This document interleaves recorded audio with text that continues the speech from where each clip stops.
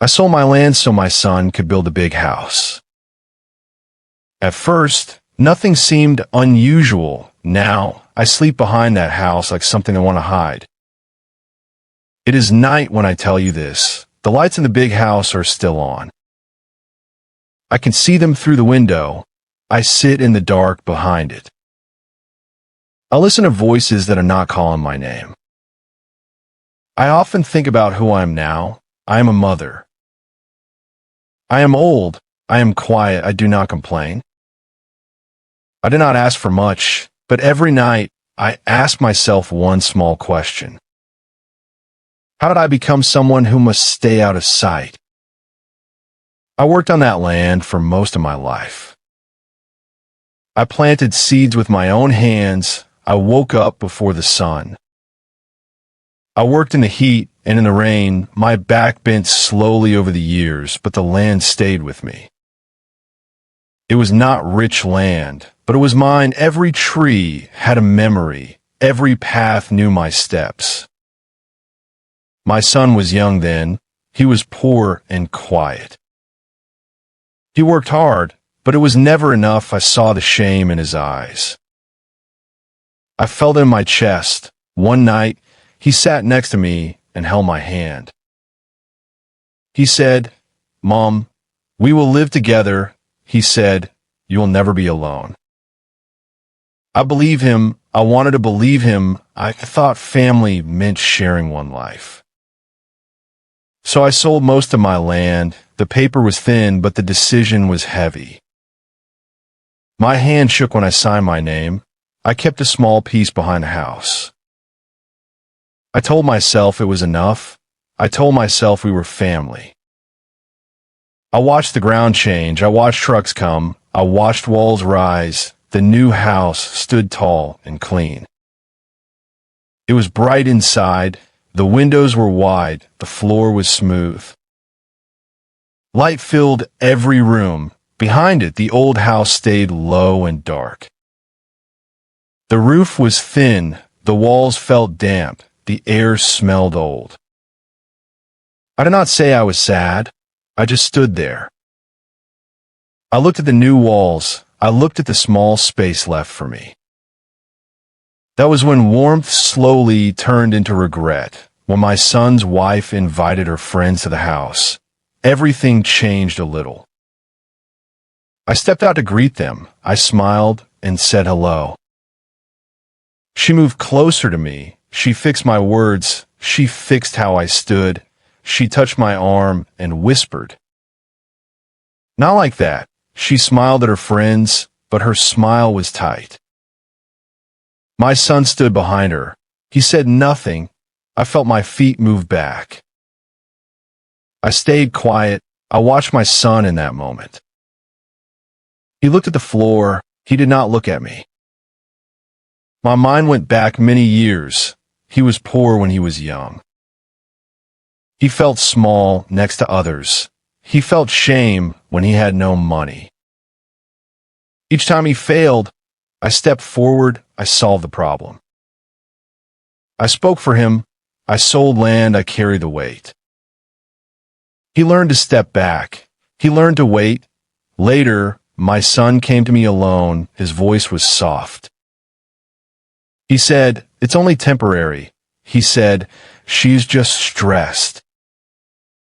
He said, "You know I love you." He did not meet my eyes.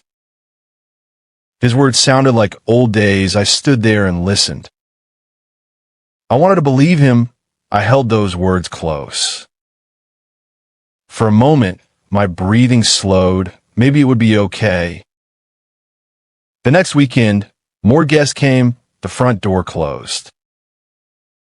I stood in the yard. I heard laughter inside.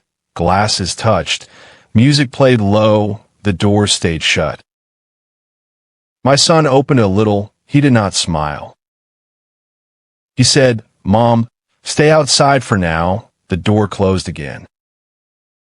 I stayed where I was. My hands felt cold. I waited. I picked up a broom. I swept the yard. Dust moved in small lines. I sat on the wooden chair. I drank water. the sun went down, the house lights turned on. I listened to the night, I stayed still, I told myself to breathe. I told myself to wait, then I heard my name. It came from behind the wall, her voice was low. His voice answered. I could not see them, I stood very close. The wall felt thin, I did not move, I did not know why my name was there. I stayed quiet and listened. I stood behind the wall near the back of the house. I was not meant to hear them. Their voices were normal. Calm, careless. Then my daughter-in-law spoke. She said, "She makes me look stupid." I held my breath. My hand stopped moving. She kept talking. "My boss will be here next week," she said. Then she added, "I can't let him see your mother like this." She did not whisper my name with care. She spoke like she was listing problems. She talked about my clothes. She talked about my words. She said, "I spoke at the wrong time." She said, "I embarrassed her in front of friends and partners." I stood still. The wall felt thin. My fingers began to shake. I almost dropped what I was holding. My heart beat fast. Then faster, my ears rang. For a few seconds, I could not breathe. I did not cry. I did not fall. My body reacted before my mind did. I leaned against the wall and waited for the noise to stop. In that quiet moment, something became clear. No one pushed me away with words. No one shouted. No one told me to leave, but they changed my place. They changed my meaning. I was no longer a mother. I was a problem. I was no longer family. I was a risk to her image. I stood there and listened to my own breathing. The house stayed bright. Their voices moved away. I stayed behind the wall. If I was the problem, I asked myself one thing. What would they do with me next? My son asked me to come inside the house that evening. His voice was calm, too calm. I wiped my hands on my clothes before I went in. I thought about many things as I walked. I thought about my land. I thought about his promises. I thought about what I wanted to say. The words stayed in my chest. They did not come out. We stood in the living room. The lights were bright. The room felt clean and empty at the same time. My daughter-in-law stood near the window.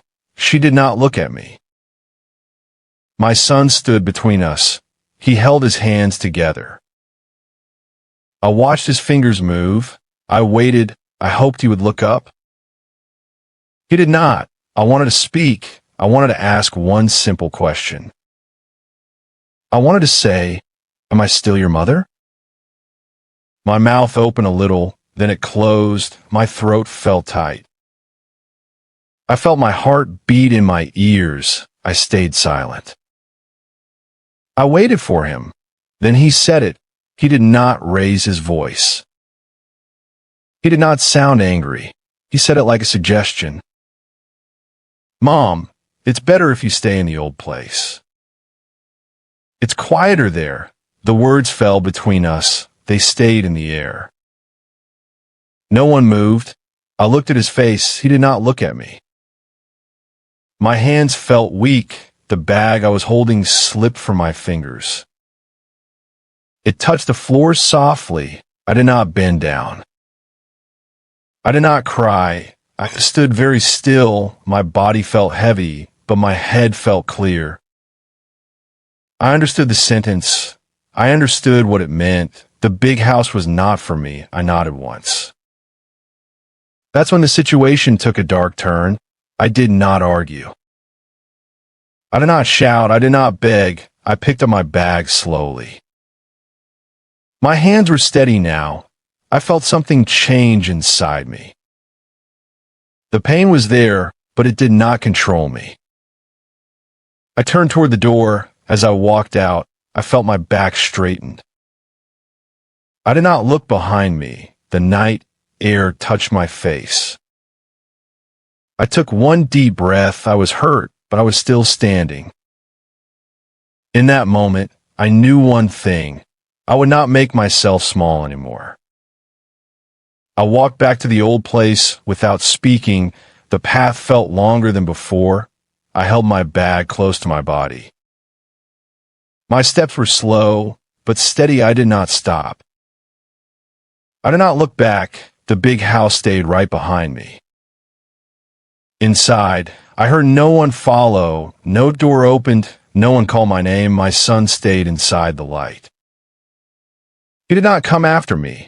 I thought about his face. I thought about his hands. He avoided my eyes like he always did. I felt a quiet weight in my chest, but I kept walking. From the yard, I saw my daughter-in-law through the window. She sat down. Her shoulders dropped. She let out a long breath. I understood that breath. It was relief. She did not smile, but she looked calm. No one said sorry. No one said goodbye. The house stayed silent. I stood still for a moment. My body felt cold. My hands felt numb. I listened to the night sounds. I heard insects. I heard the wind move the trees. The world did not stop. Only my place in it changed. I thought about the land I gave up. I thought about the years I worked. I thought about the word family. I went inside the small room behind the house. The light was weak. The walls felt close. I put my bag down. I sat on the bed. My back hurt, but my head felt clear. I did not cry. I did not shake. I breathed in and out, slow and quiet. I stayed there in the dark for a long time. I watched the light from the big house turn off. One room at a time, I waited. I did not know why. That night, something small happened. That night, the small thing was this. I packed my things. I did it slowly. I did not turn on the main light. I folded my clothes with care. I chose only what I needed. No one noticed. No one came out to ask what I was doing. The house stayed quiet. I packed a few shirts, my old sweater, and my shoes. I touched each item before I put in the bag. I thought about where it came from. I thought about how long I had owned it. My hands moved on their own. My mind felt calm. I did not rush. I did not feel angry. I just packed. When the bag was ready, I sat on the edge of the bed. I listened to my breathing. I felt tired, but steady. I waited for a sound from the big house, a door, a step. My name, nothing came. The silence answered me. I understood it very clearly. Later, I stepped outside. The night air was cool. I looked at the big house one last time. The windows were dark now. The walls looked tall. I remembered the day it was built. I remembered standing on the land. I remembered believing I would belong there. I did not curse anyone. I did not ask why. I just looked. I stood there for a moment longer. My shoulders felt lighter. I felt small, but not weak. I had been pushed aside, but I was still myself. I turned away from the big house. I walked back to the small place behind it. My steps were quiet. My back was straight. Months passed. The days moved slowly at first, then a little faster. I did not go far. I found a small room in a quiet place. It had one window and a narrow bed. The light came in every morning. I cleaned the floor myself. I cooked simple food. I learned the sounds of the street. I thought about my life. I thought about what I lost. I thought about what I still had. In the new place, no one looked past me. The woman next door said hello each day. The man downstairs helped me carry water once. I started to walk to the market in the mornings. I bought bread and fruit. I spoke with the seller. We smiled at each other. I felt seen again. I felt useful again. I was not rich. I was not important, but I belonged to my own life. Some evenings, I sat outside and watched the sky change color. I felt my shoulders relax. My hands did not shake anymore. I still thought about my son. I still thought about the house. The thoughts came, then they left. I did not chase them. I did not wish harm on anyone. I did not wait for an apology. I chose peace. I kept my routine simple. I woke up early. I rested when I felt tired. I took care of myself. I noticed small things again: warm tea, clean air, quiet nights. One day, I caught myself smiling. It was small. It surprised me. I did not feel angry. I did not feel bitter. I felt calm. I was not hidden anymore. I was living in my own space at my own pace. Sometimes I still remember the light from that house, but it no longer pulls me back. I learned something important from this quiet pain. It did not come fast. It came slowly after many silent nights. When love costs your dignity, it is no longer love. Love should not make you shrink. Love should not ask you to hide. Love should not turn you into a problem. I also learned this. Family should never make you feel small. Family is meant to be a place where you can breathe. A place where your voice matters, even when you are old and tired. When a home makes you feel invisible, something is already broken. And this is the last lesson I carry with me now. Respect is not a gift. It is a right. You do not earn it by suffering. You do not lose it by aging. You have it because you are human. I forgot that once. I remember it now. If you listen to this story, you may see parts of your own life.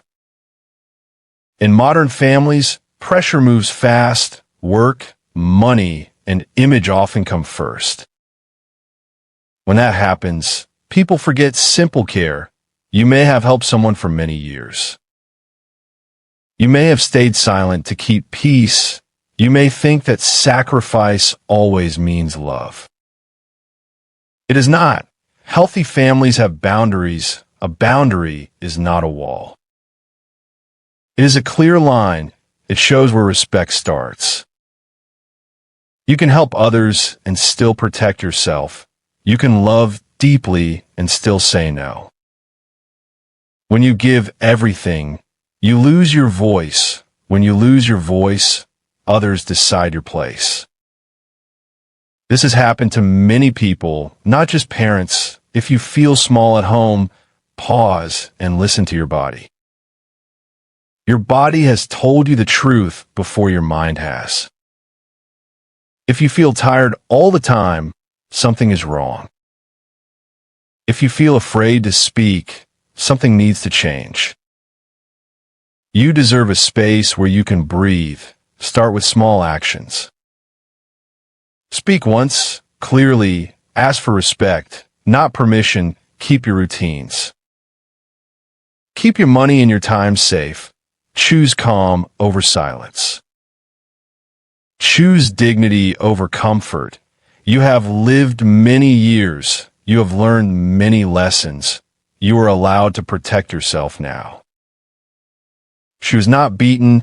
She was not shouted at. She was just moved out of sight. When you think about this story, ask yourself one quiet question.